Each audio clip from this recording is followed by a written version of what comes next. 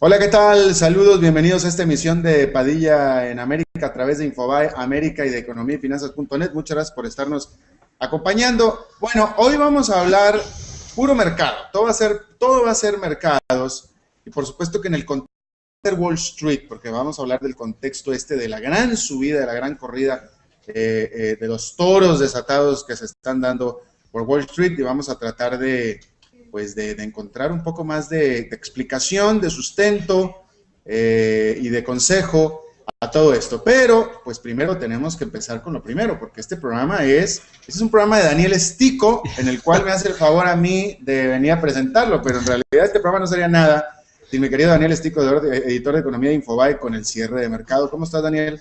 Todo muy bien, Alberto, pero ratifiquemos que es tu programa en el cual con mucho gusto participo en este espacio y el que avisa no traiciona. Ayer decíamos, cuando se habían superado los nuevos récords de los 15.100 puntos del Dow, que es esperable que en algún momento haya alguna pequeña toma de ganancias, y eso fue lo que ocurrió en el día de hoy. Una pequeña toma de ganancias que significa que hoy el Dow bajó 0,15% y el Standard & Poor's 0,37%, pero ambos indicadores están a niveles. El Dow terminó arriba de los 15.082 puntos y el Standard & Poor's terminó arriba de los 1.626, así que realmente índices que son picos y muy saludables, y también bajó un poquitito el Nasdaq 0,12%.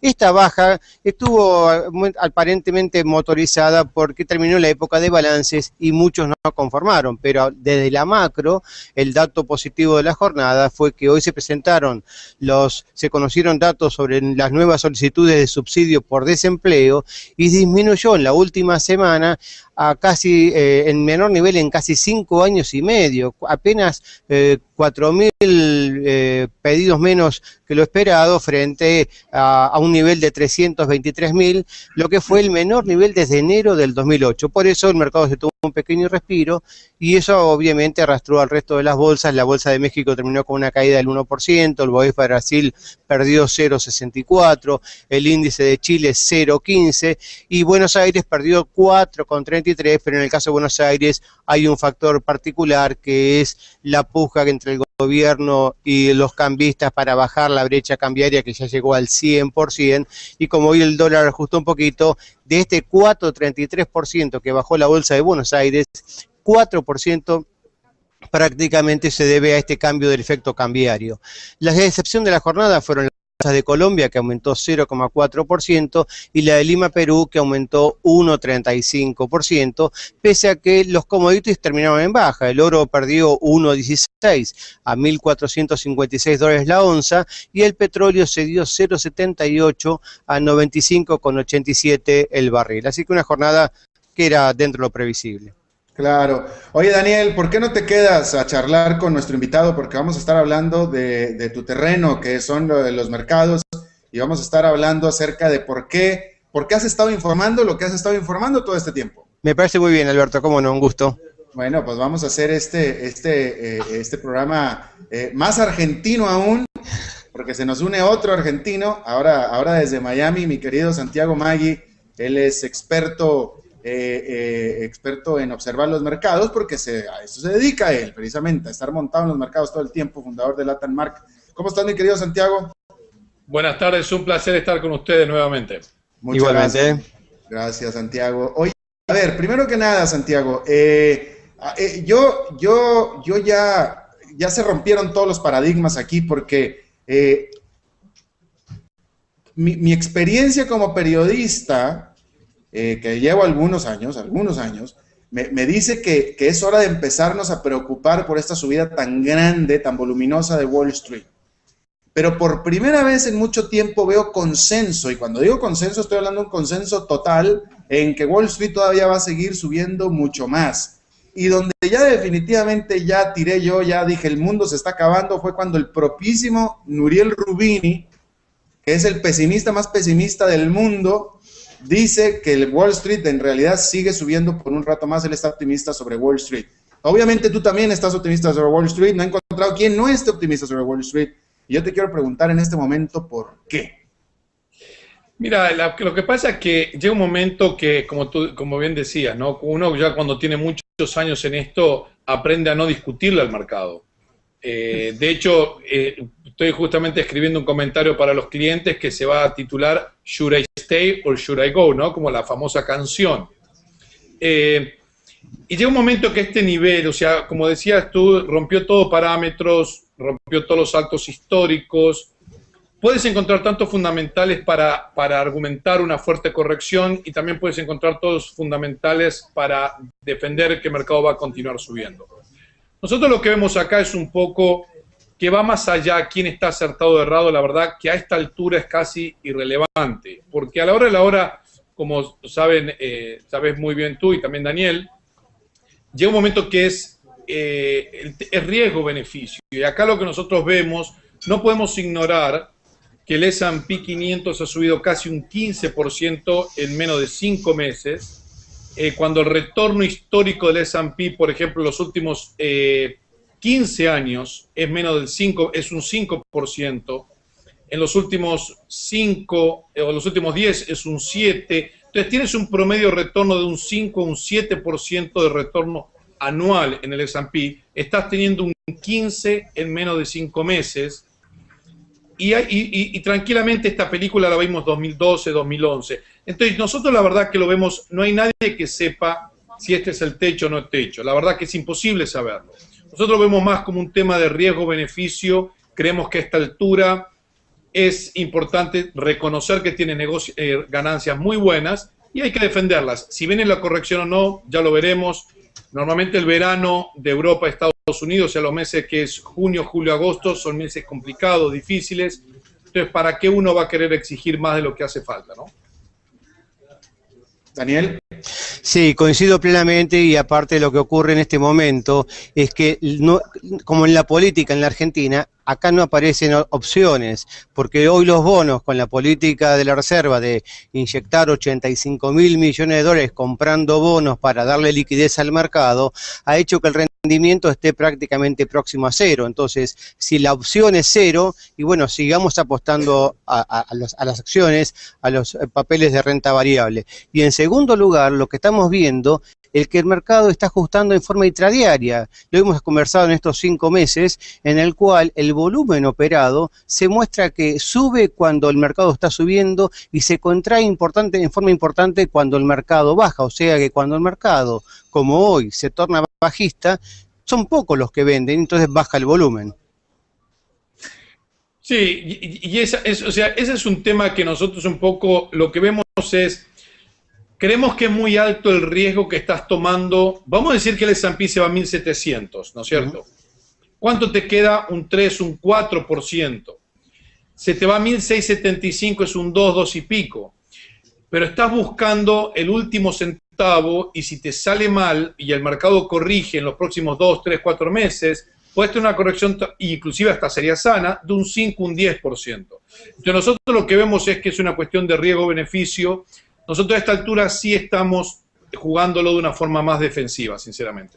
Ahora, Santiago, nosotros en la Argentina, acostumbrados a las altas volatilidades, a las altas tasas de inflación, a la volatilidad cambiaria tan importante, estamos acostumbrados a hacer el ejercicio en términos reales. Entonces, la pregunta que yo te haría es, ¿ustedes han calculado en términos de dólares constantes, por ejemplo, de 1999 o en 1997, si quiere, antes volver 10 años atrás para salir de todo este tema del impacto de la crisis inmobiliaria, etcétera?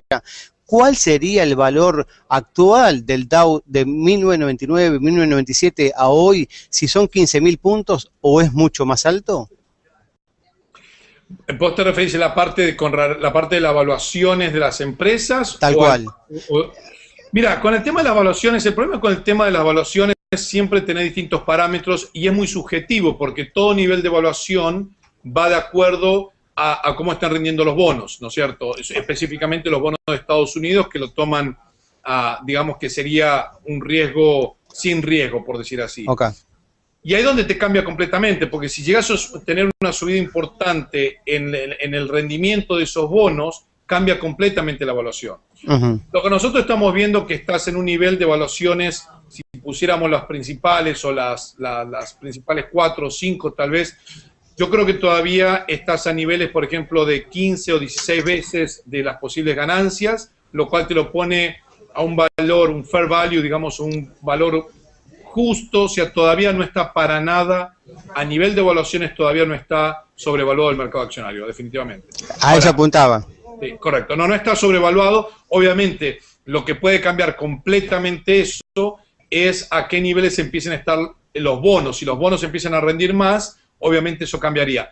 Eso, aparentemente, por lo menos para lo que va el 2013, nadie espera un cambio importante. Entonces, la respuesta sería que estás a evaluaciones correctas y para nada está sobrevaluado el mercado accionario de Estados Unidos. Ahora, Correcto. Dime una cosa, Santiago, me pareció entender en tu respuesta antepasada, me pareció entender que tú hablabas de que no es momento aún de salir del mercado. Y si es así, te pregunto, ¿es momento de entrar? Para mí no. Para mí, sinceramente, como te digo, a nosotros los clientes nos pagan para obtenerles retornos, no para estar acertados o errados en los mercados, ¿no es cierto? Nosotros a esta altura creemos de que yo no sé dónde va a estar el techo. Yo no sé si el S&P va a llegar a 1.700, 1.675 o 1.650. Nosotros lo que vemos es que de acá los retornos más fáciles o el dinero más fácil ya fue hecho. Entonces, si nosotros ya a estos niveles creemos que es importante empezar a jugar defensivo, proteger ganancias y los últimos 2-3% tranquilamente que se lo lleve otro. Porque, digamos, todos esperábamos la corrección en mayo. En mayo siempre han sido meses bien complicados. Como todos esperamos ya en mayo, seguramente no va a ser en mayo. Ya el S&P ha subido más del 2% en lo que va de mayo. O sea, por ahí la corrección viene en julio o por ahí agosto. Pero nosotros creemos que ya estos niveles sí es niveles de empezar a jugar defensivo y empezar a proteger las ganancias. Pero dime una cosa, hablaste de 2-3%. ¿Eso es lo que tú estimas que va en todo caso a subir el mercado? O déjame te lo hago de otra manera, ¿te sorprendería si ganara mucho más que eso a partir de este momento? Sí, me sorprendería y mucho. Lo que pasa es que es un juego de alto riesgo. El problema es cuando tú empiezas a ponerte más profundo en toda la parte fundamental, macroeconómica y demás, no está la justificación y no hay dudas, y creo que en esto vamos a coincidir todos, no hay dudas que la subida en los mercados de riesgo, los mercados accionarios, desde el 2009 a la fecha, uno de los principales motivos fueron impulsados por la liquidez de los bancos centrales de las principales economías. Y eso se vuelve un mercado artificial. O sea, no hay dudas que hoy tienes un mercado artificial y el árbitro también se volvió jugador. Eso es un juego muy peligroso. Obviamente no voy a ser yo quien determina hasta cuándo los bancos centrales lo van a hacer o no. Lo que yo sí sé que esto es un juego muy peligroso que normalmente no termina bien. Entonces, sí me sorprendería mucho, pero a este nivel yo creo que el riesgo que yo tomo para participar en lo que pueda quedar, creo que es demasiado alto. Eso es un poco como nosotros lo vemos del hecho de cómo manejamos la plata de los clientes nuestros. ¿Stico? Sí, yo creo que de todas formas, dado que el horizonte todavía es bastante largo, estamos hablando de 5 a 7 meses en el que el mercado todavía puede traccionar un 2, un 3% frente a un rendimiento sensiblemente menor para los bonos, eso puede hacer de que justamente haya gente interesada en sacar esa renta y entonces los que están salir en forma cautelosa y poder convalidar ganancias sin que el mercado se derrumbe, ¿no? Oye, correcto. Santiago, una pregunta. Ayer estábamos viendo también que mientras que efectivamente Wall Street ha estado subiendo demasiado y muy por encima de Latinoamérica en general, hay una bolsa en particular latinoamericana que ha estado estirando, como dicen en el argot bursátil, que ha estado estirando durísimo, que es la mexicana. Y hemos hablado nosotros mucho acerca de las perspectivas tan buenas que tiene el mercado sobre la economía de México, pero ¿qué tal perspectiva se tiene sobre la bolsa mexicana? Mira, yo con México estoy muy optimista. Yo creo que México está teniendo todo a favor. Creo que era, digamos, la parte de las reformas que está haciendo el nuevo presidente Peña Nieto son muy importantes. Por X o Z motivos no lograban hacerlas antes. Inclusive es chistoso porque el PRI era uno de los que bloqueaba las reformas que ahora el PRI está buscando y aprobó. Pero esos son temas políticos y ya sabemos cómo es el juego. Nosotros lo que vemos tema importante en México, que ya viene hace rato, México, como tú sabes, perdió mucha competitividad contra China hace unos 10 años aproximadamente. Pero ya de hace unos años para acá, diría de unos 4 años para acá, China empezó a ser menos competitivo. Para cualquier persona que tiene fábrica y fabrica productos en China, lo vienen percibiendo, y por la apreciación del yuan y también por el costo que ha aumentado en producir en China, automáticamente ves que México empieza a ser mucho más competitivo nuevamente contra China. Y eso es muy positivo. De ahí vos ves también la parte, el mercado automotriz, es impresionante cómo ha aumentado, y a eso obviamente ayuda a otro tipo de industrias que también que son componentes de la parte de los autos, que ayudan mucho. Entonces nosotros vemos muchas cosas a favor. Una de las economías mejores dentro de las economías desarrolladas sigue siendo Estados Unidos. México está al lado, 78% de las exportaciones de México van a Estados Unidos, y a eso ahora le agregamos todas las reformas que están haciendo. Entonces la verdad que nosotros seguimos muy optimistas, creemos que los mercados no han descontado 100% todas las reformas, hay cierto escepticismo tal vez a las reformas energéticas y tributarias, que serían las dos más importantes. Yo creo que van en un muy buen momentum. Creemos que un poco México le falta, por decirlo de una manera como hablamos en Miami, le falta el catch-up contra lo que hizo Brasil en su momento.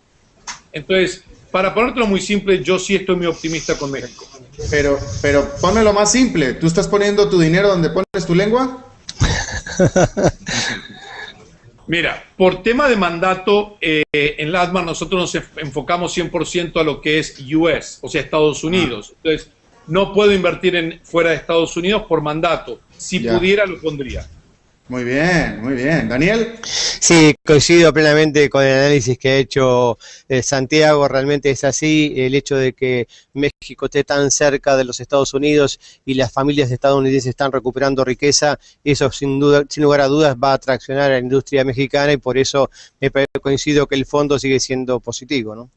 Bueno, yo creo que en ese sentido me pesa no ser familia estadounidense, porque yo no estoy aumentando mi riqueza, querido.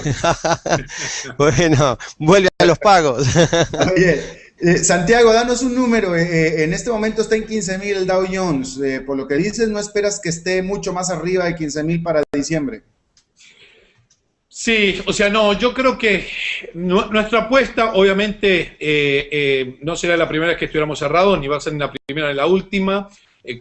Nosotros creemos que de acá a fin de año puede ser complicado, le vemos muy limitado las ganancias que quedan, y para lo que es el verano, lo que es principalmente junio, julio, agosto, creemos que puede venir alta volatilidad, y creemos que el mercado accionario le puede quedar tal vez un 2, un 3% más de alza, pero no vemos mucho más, la verdad, sinceramente, de acá a fin de año. Y en el medio no nos sorprendería una corrección importante, alta volatilidad, en lo que sea principalmente julio, agosto, pueden ser meses complicados. Claro. Daniel, a menos de que tengas otra cosa, empezamos a despedir.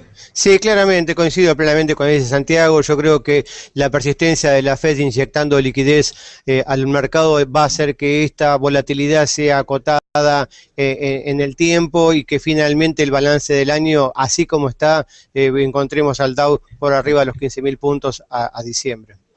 Oye, y por cierto, Santiago, te voy a hacer una pregunta que nos hace el público, y me vas a perdonar, pues yo no la entiendo, porque utilizan un tecnicismo que a ver si lo entiendes tú, y si no, pues ya para cerrar, porque dice, alguien del público nos dice, las XLF, que esa es la parte que yo no entiendo, las XLF estaban en $30 en la caída de Lehman, hoy valen 19, ¿el sector bancos no debería fortalecerse y seguir subiendo?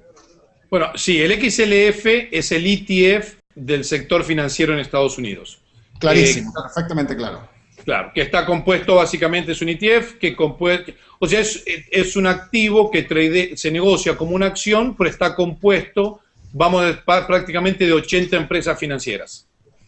El XLF el sector financiero, es un sector que nosotros seguimos positivos. Por ejemplo, en ese sector, de hecho, nuestro fondo estamos largos, o sea que estamos comprados y apostando a que ese sector se pueda seguir beneficiando. Entonces sí, creemos que puede seguir beneficiándose el sector de financiero, que es el XLF, el ETF. Bueno, pues excelentísimo. Daniel Stico, muchísimas gracias por quedarte a compartir esta entrevista, Daniel. Ha sido un gusto, Alberto. Un saludo, Santiago. Lo mismo, Daniel, Alberto, como siempre, un placer poder participar en el programa con ustedes. Santiago Maggi del AdMark desde Miami, muchísimas gracias. ¿Tienes Twitter? ¿Usas Twitter, Santiago? ¿Para el público? Tengo y soy un seguidor fiel tuyo y de Daniel ahora también. Ah, bueno, ¿y por qué no nos compartes tu Twitter? Es Santiago Maggi. @ Santiago Maggi. Exacto. Ahí está, perfecto. Gracias, Santiago. @ Admark. Ese es el de la empresa. Es el de la empresa. Ok, perfectísimo. Gracias, Santiago. Gracias a ustedes. Bueno, y muchas gracias a ustedes también por participar y por enviarnos las preguntas vía Facebook. Y síganlo haciendo, sigan participando en nuestra página de Facebook en Padilla América, Facebook Padilla América, Padilla en América, que ahí la tiene usted la pantalla, en su pantalla. Muchas gracias. Recibimos, por supuesto, comentarios, sugerencias, preguntas, etcétera. Bueno, eso es todo lo que tenemos por esta emisión de Padilla en América. Muchas gracias por habernos acompañado. Nos vemos en la próxima y que la pase muy bien. Todo va a ser mercados y por supuesto que en el contexto de Wall Street, porque vamos a hablar del contexto de la gran subida, de la gran corrida de los toros desatados que se están dando por Wall Street, y vamos a tratar de encontrar un poco más de explicación, de sustento y de consejo a todo esto. Pero, pues primero tenemos que empezar con lo primero, porque este programa es... Que es esperable que en algún momento haya alguna pequeña toma de ganancias, y eso fue lo que ocurrió en el día de hoy. Una pequeña toma de ganancias que significa que hoy el Dow bajó 0,15% y el Standard & Poor's 0,37%, pero ambos indicadores están a niveles. El Dow terminó arriba de los 15.082 puntos y el Standard & Poor's terminó arriba de los 1.626, así que realmente... Este es un programa de Daniel Estico, en el cual me hace el favor a mí de venir a presentarlo, pero en realidad este programa no sería nada sin mi querido Daniel Estico, editor de Economía de Infobae, con el cierre de mercado. ¿Cómo estás, Daniel? Todo muy bien, Alberto, pero ratifiquemos que es tu programa en el cual con mucho gusto participo en este espacio, y el que avisa no traiciona. Ayer decíamos, cuando se habían superado los nuevos récords de los 15.100 puntos del Dow, índices que son picos y muy saludables, y también bajó un poquitito el Nasdaq 0,12%.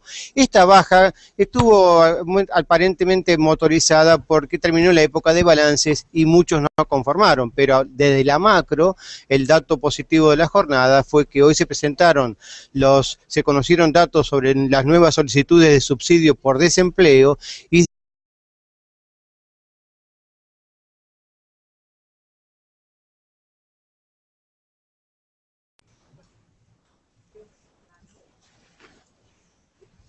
Hola, ¿qué tal? Saludos, bienvenidos a esta emisión de Padilla en América a través de Infobae América y de Economía y Finanzas.net. Muchas gracias por estarnos acompañando. Bueno, hoy vamos a hablar puro mercado. Todo va a ser